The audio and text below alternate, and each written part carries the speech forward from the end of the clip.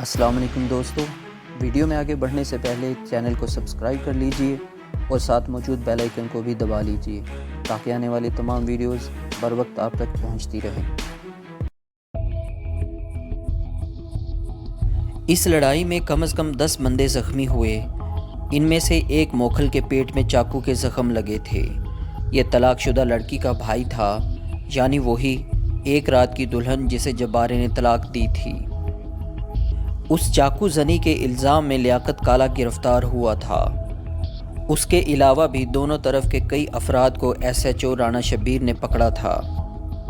देहाती लड़ाइयों की आग ऐसे ही आनन फानन भड़कती है। अंदर की बात का किसी को भी इल्म नहीं था कि क्या हो रहा है।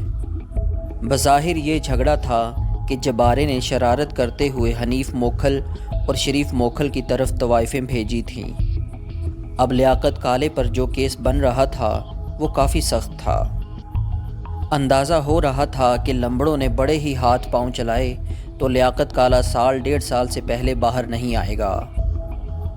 अगले 2-3 हफ्तों में सूरत हाल बहुत हद तक हमारे हक में हो गई। लियाकत काले और उसके 2 साथियों के अंदर हो जाने से लंबड़ ग्रुप का मच काफ़ी हद तक मर गया। पहले तो ये लोग पंचायत की बात ही नहीं करते थे, लेकिन अब वो लोग पंचायत बुलाने पर आमादा हो गए। वाली जी ने भी असर रसूख इस्तेमाल किया। 3 दिन तक जारी रहने वाली इस पंचायत का नतीजा ये निकला कि रास्ता फिर खुल गया। पंचायत में ये बात तय हुई कि अगले 1-1.5 साल में कुछ खेतों के किनारे से ज़मीन खरीद कर मुतबादल रास्ता निकालने की कोशिश की जाएगी।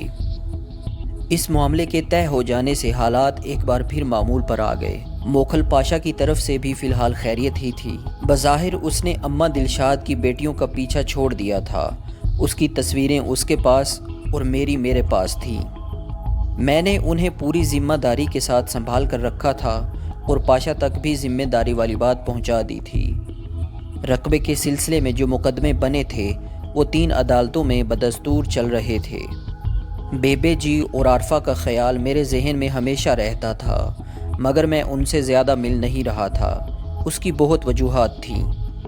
एक तो मेरे आने जाने से उनका ठिकाना गैर महफूज हो सकता था, और दूसरे मुझे पता था कि मैं जितनी बार भी मिलूँगा बेबे जी मेरे सर पर सेहरा सजाने की बात ही करेंगी।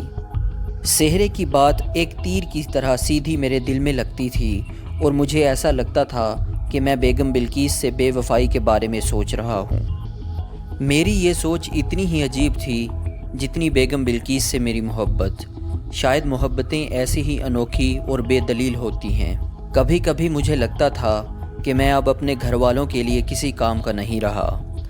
मैंने इसका हल ये निकाला था कि अपने रूठे हुए भाई बाकर को मना लिया था और उसे वापस पाकिस्तान आने पर आमादा कर लिया था।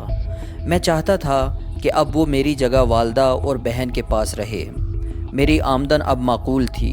30-40 हज़ार दिरहम बड़े भाई ने दे दिए थे और हमने गुजरांवाला में बट के घर के पास ही एक अच्छा मकान ख़रीद लिया था। आरफा के लिए एक नहायत अच्छा रिश्ता भी मेरी कोशिश से मिल गया था। दिन और रात एक दूसरे के पीछे भाग रहे थे। सुबहें और शामें एक दूजे के ताक़ुब में थीं। चांदनी रातें, लिशकती दोपहरें, झूमते बादल, बारिशें और हवाएं, सब कुछ वैसा ही था। लेकिन मेरे कमरे में लकड़ी की अलमारी में रखा हुआ बम्बू कार्ड खामोश था, और उसकी खामोशी मुझे किसी रोग की तरह लग चुकी थी। हर रात आस बंधती और हर सुबह ज़ख्मी होकर दम तोड़ देती। इतनी संगदिली, इतनी बेहिसी, क्या ऊपर से मेहरबान नज़र आने वाले लोग अंदर से इतने ही पत्थर दिल होते हैं? अब करीबन 1.5 बरस होने वाला था। बेगम बिल्किस ने पलट कर मेरी तरफ नहीं देखा था। कभी आमना सामना हो जाता तो मैं सलाम करता, वो मेरी तरफ देखे बगैर जवाब देती और फिर जैसे कोई नाता ही नहीं था मुझसे। गर्मियों के आखिर में मैं करीबन 1 माह सख्त बीमार भी रहा। टाइफाइड हो गया था, जिसको हम देहात में मोहलती बुखार कहते हैं। उन दिनों मुझे बहुत आस रही कि शायद बेगम बिल्किस किसी तरह मेरी खैरियत दरियाफ्त करें, खुद ना करें, किसी और से कराएं। लेकिन ऐसा कुछ नहीं हुआ, कुछ भी नहीं हुआ। हालांकि अगर वो चाहती तो इंटरकॉम का सिर्फ एक बटन दबाकर मुझसे रब्ता कर सकती थी। मैं अब बहुत संजीदगी से राजवाल छोड़ने का सोचने लगा था।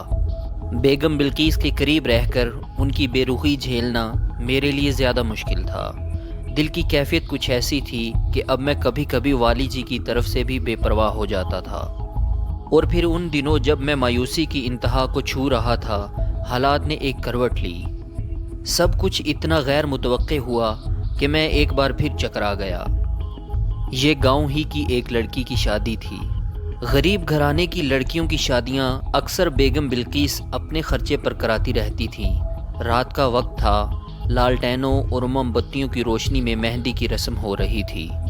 لڑکی کے جہیز میں جانے والا کچھ سامان چوبارے سے صحن میں اتارنا تھا۔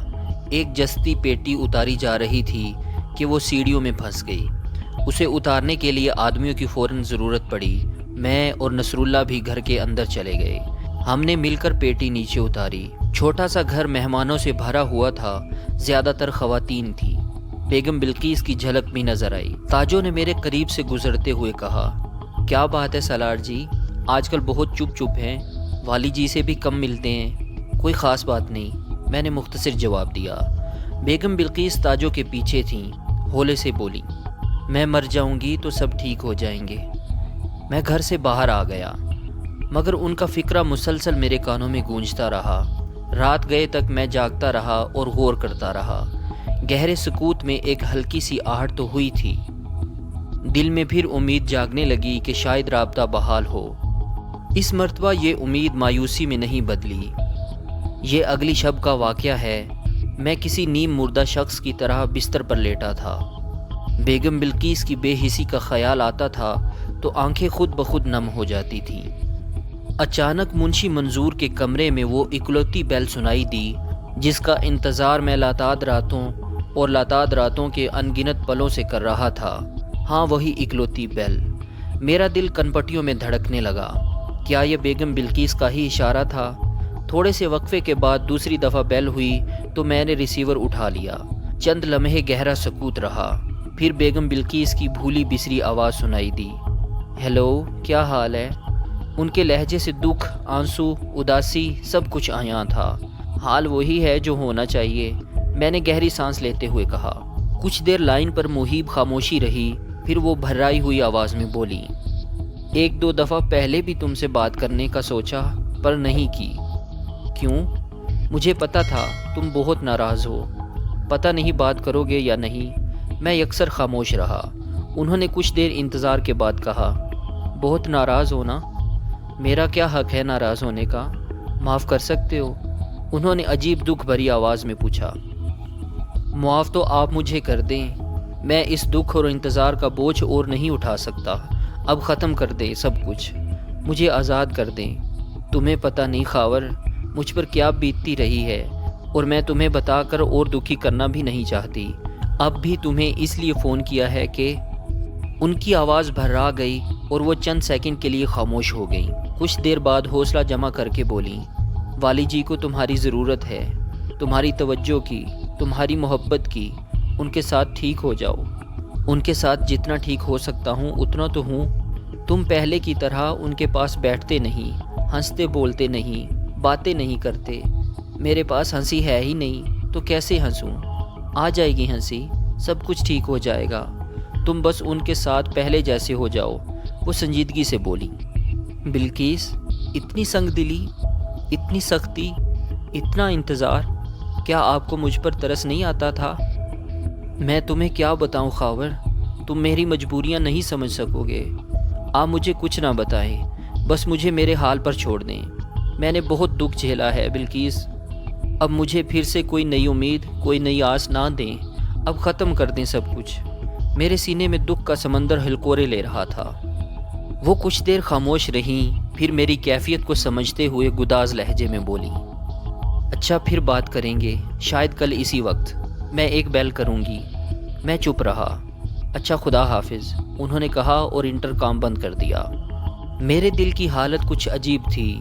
کہنے کو تو میں کہہ رہا تھا کہ میں اس سفر کو ختم کر دینا چاہتا ہوں، لیکن یہ کہتے ہوئے میرے دل پر جو بیت رہی تھی وہ مجھے ہی پتا تھا۔ بیگم بلقیس کا یہ فکرہ بار بار کانوں میں گونجنے لگا، آ جائے گی ہنسی بھی، سب کچھ ٹھیک ہو جائے گا۔ یہ امید افزا فکرہ تھا اور اس میں سے آس کی نئی کرنیں پھوٹتی تھیں۔ میں نے بڑی ہی بےقراری سے اگلی رات کا انتظار کیا۔ یہ ایک طرح سے اسٹینڈ بائی کا اشارہ تھا۔ کچھ ہی دیر بعد ایک کے بعد دوسری بیل ہوتے ہی میں نے ریسیور اٹھا لیا۔ ہم کچھ دیر خاموش رہا کرتے تھے تاکہ اگر دوسری طرف سے منشی منظور ریسیور اٹھائے بھی تو اس کے کانوں میں کوئی آواز نہ پڑے۔ اب بھی ہم نے ایسا ہی کیا تھا۔ کچھ دیر بعد ہماری بات چیت شروع ہو گئی۔ شکوے شکایتیں ہوئیں۔ میں نے ان درد بھرے شب و روز کا ذکر کیا جن کا ایک ایک پل بیگم بلقیس کی کال کا انتظار کرتے گزرا تھا۔ میں نے ان سے بار بار پوچھا کہ وہ اتنا سنگ دل کیسے ہو گئی تھیں، جبکہ انہیں معلوم بھی تھا میں ایک ایک سیکنڈ گن گن کر گزارتا ہوں۔ شکوے شکایتوں کا سلسلہ ختم ہوا تو ہماری گفتگو کی گھمبیرتا کچھ کم ہو گئی۔ اس گفتگو میں بیگم بلقیس نے اپنے پیارے انداز میں ایک فقرہ کہا اور یہ فقرہ کئی روز تک میرے کانوں میں گونجتا رہا۔ میں اس فقرے کی گرہیں کھولنے میں لگا رہا۔ میں نے ان سے کہا تھا، آپ نے اب بھی کال کیوں کی؟ 1.5 سال تو گزر گیا ہے، کچھ اور وقت گزرنے دینا تھا۔ جواب میں وہ بولی، اب بھی اپنے لیے تو کچھ نہیں کیا نا، تمہارے اور والی جی کے لیے ہی کیا ہے نا، یعنی میرے اور والی جی کے خوشگوار رابطے بحال کرنے کے لیے۔ اس فکرے کی گہرائی میں اترا جاتا تو اس میں یہ بات پوشیدہ تھی کہ وہ بھی اس دوری کو شدت سے محسوس کر رہی ہیں، میرے لیے تڑپتی ہیں، لیکن اب بھی وہ اپنے لیے نہیں، والی جی کے بہتر حالات کے لیے میری طرف آئی ہیں۔ اپنے اس فکرے سے انہوں نے 3 کام لیے تھے۔ ایک طرف میری محبت کا ڈھکا چھپا اظہار، دوسری طرف اپنی پسپائی چھپائی، اور تیسری طرف شاید انہوں نے اپنے آپ کو اور اپنے مذہبی ذہن کو مطمئن کرنے کی کوشش کی تھی، یعنی مجھ سے دوبارہ رابطہ بحال کرنے کے لیے اخلاقی جواز ڈھونڈا تھا، اور وہ جواز یہ تھا کہ اس کام میں ان کے شوہر کی بہتری شامل ہے۔ رات کے سنسناتے اندھیرے میں بمبو کارڈ پر ہونے والی 3-4 ملاقاتوں میں ہی ہماری گفتگو پرانی ڈگر کی طرف لوٹنے لگی۔ میرے کان ترس گئے ہیں۔ ایک رات میں نے جذبات سے بوجھل آواز میں کہا، اب کیوں ترس رہے ہیں بھائی؟ اب بول تو رہی ہوں۔ صرف بولنے سے میری تسلی نہیں ہوگی، میں اپنی پرانی یادیں دہرانا چاہتا ہوں۔ آپ کی گائی ہوئی ہیر کانوں میں گونجتی رہتی ہے۔ نہیں خاور، یہ ٹھیک نہیں ہے۔ ویسے بھی بھیا عزیز آج کل بہت دیر سے سوتے ہیں، ان کے کان بھی بڑے تیز ہیں۔ میں اصرار کرتا رہا لیکن وہ نہیں مانی۔ میں نے کہا، اچھا پھر مجھے بس کہہ کر سنا دیں۔ کیا مطلب؟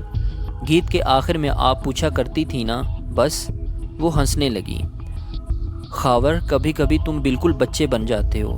ہم دونوں ہی بچے تھے لیکن اب آپ سیانی ہو گئی ہیں۔ میرے اصرار پر انہوں نے مسکراتے ہوئے کہا، بس؟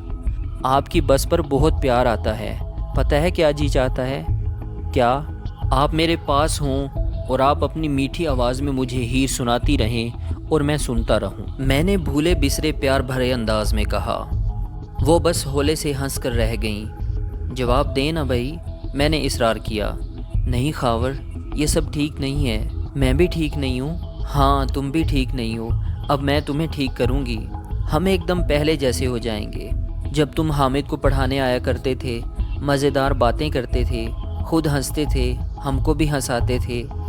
بیگم بلقیس نے ملائم لہجے میں کہا، واپسی؟ نہیں، جو کچھ دل میں ہے وہ تو اپنی جگہ ہے، لیکن اب ہم سیدھے سیدھے چلیں گے، سیدھی سیدھی باتیں کریں گے۔ محبت سب کچھ پا لینے کا ہی نام تو نہیں ہے، دور رہ کر بھی محبت ہو سکتی ہے۔ اور خبردار، اپنے گھر والوں سے اپنا معاملہ صحیح کرو۔